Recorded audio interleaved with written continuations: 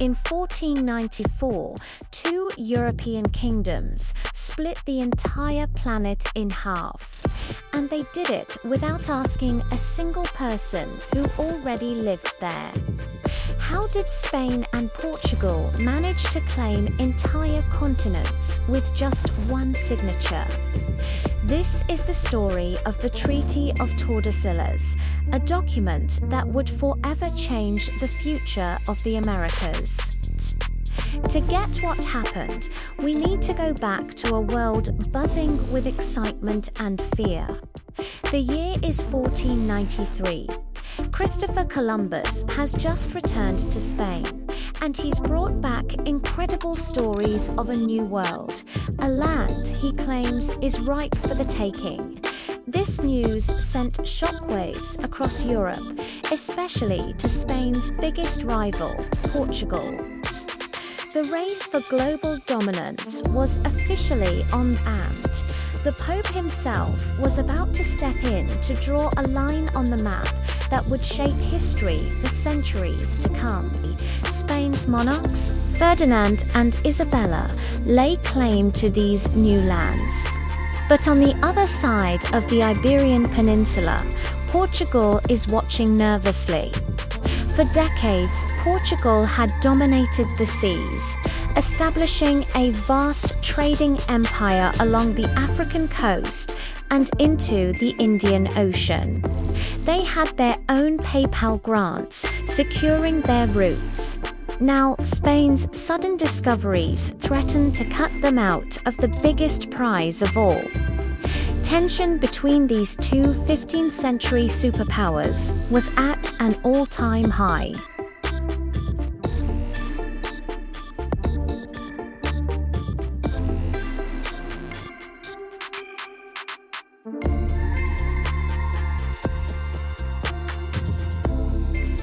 But there was one figure who could mediate this global dispute: the Pope.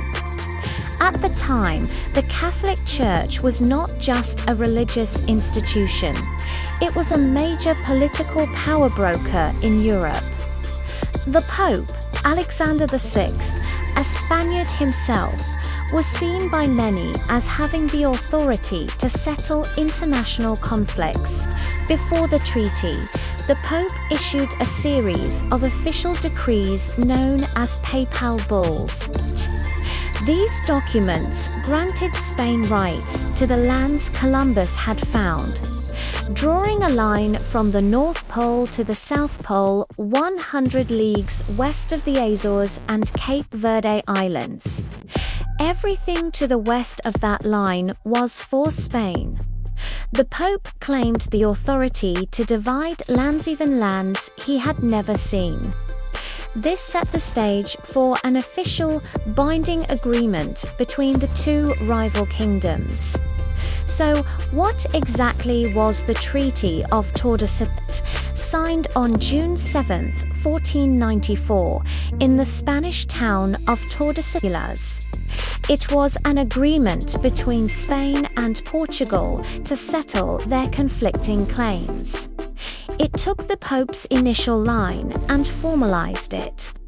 The treaty established an imaginary vertical line of demarcation in the Atlantic Ocean, running from pole to pole.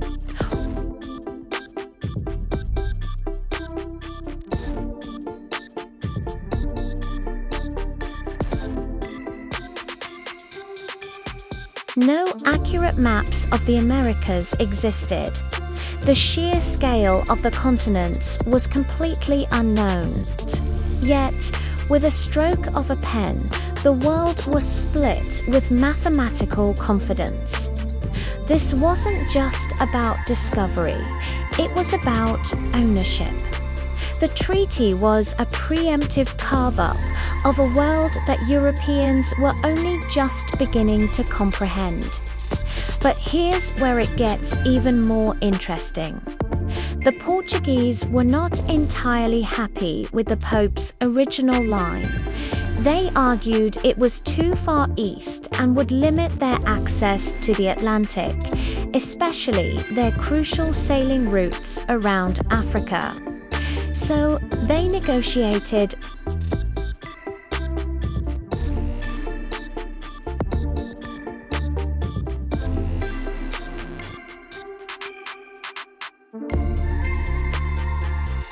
Why did Portugal insist on this specific change?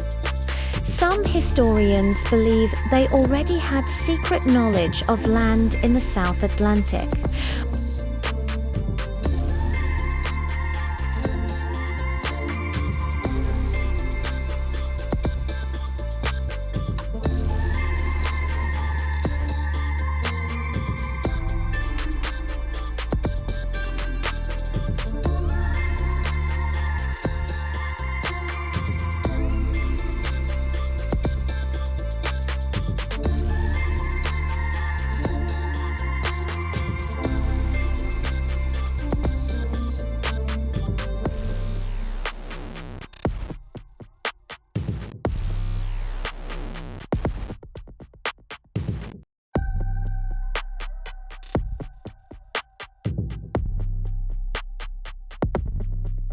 When the treaty was signed, the Americas were home to millions of people, organized into thousands of distinct nations.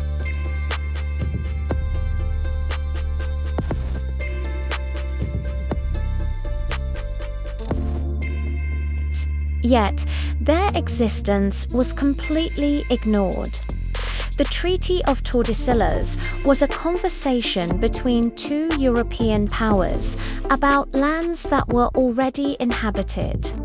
There was no consultation, no consent, no representation. Indigenous peoples were not seen as sovereign nations with rights to their own land. Instead, the land was treated as *terra nullius, *nobodies, land simply because it was unoccupied by Christians known to the Europeans. The treaty never mentioned indigenous nations, not once. It was a document that erased millions from their own history. The consequences of this treaty were immediate and devastating. It served as a green light for accelerated colonization, with their claims legitimized in their own eyes. Spain and Portugal launched massive expeditions to conquer and control their designated territories.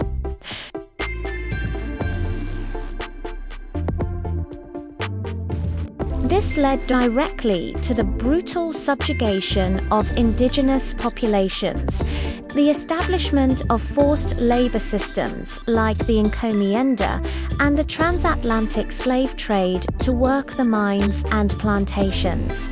European diseases, to which native populations had no immunity, spread like wildfire, wiping out entire communities.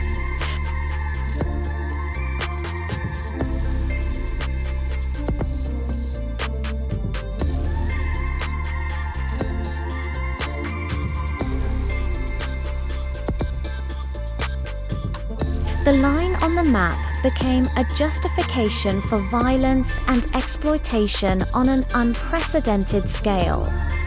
So, if Spain and Portugal had divided the world between them, what did other European powers think?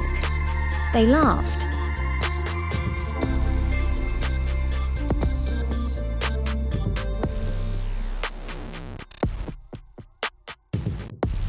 The French king, Francis I, famously remarked, "The sun shines for me as for others." I should very much like to see the clause in Adam's will that excludes me from a share of the world. For them, the Pope's decree meant nothing. They believed possession was based on direct discovery and occupation, not a line drawn on a map by their rivals.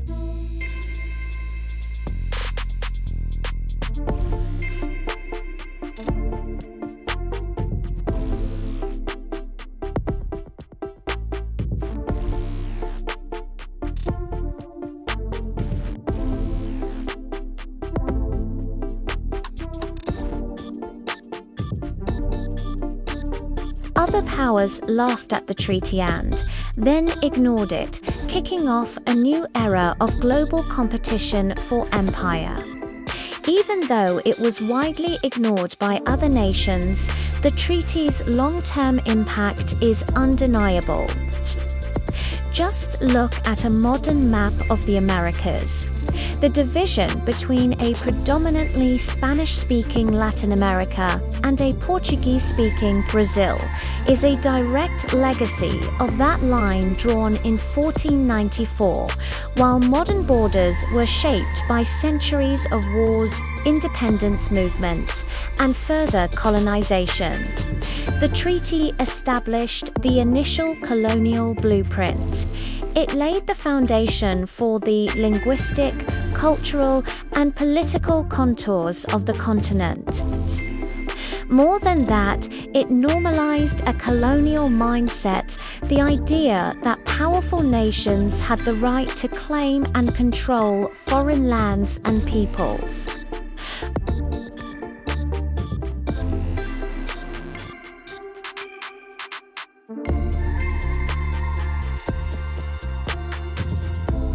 Looking back, was the Treaty of Tordesillas legal or moral?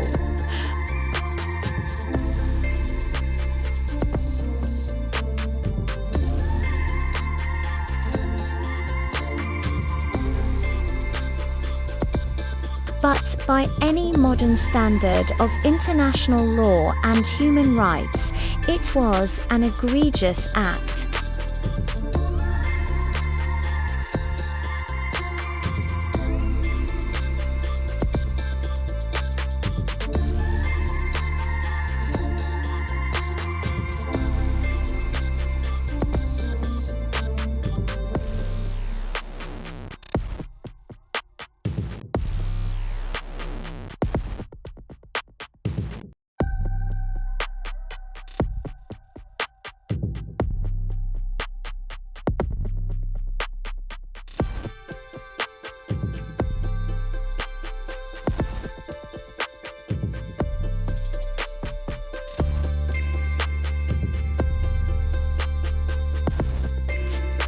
It's about who gets to draw the lines, who gets to write the rules, and whose voices are silenced in the process.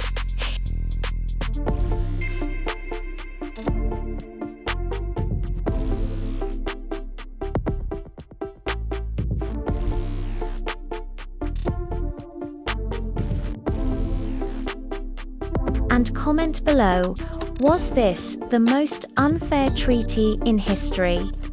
Thanks for watching.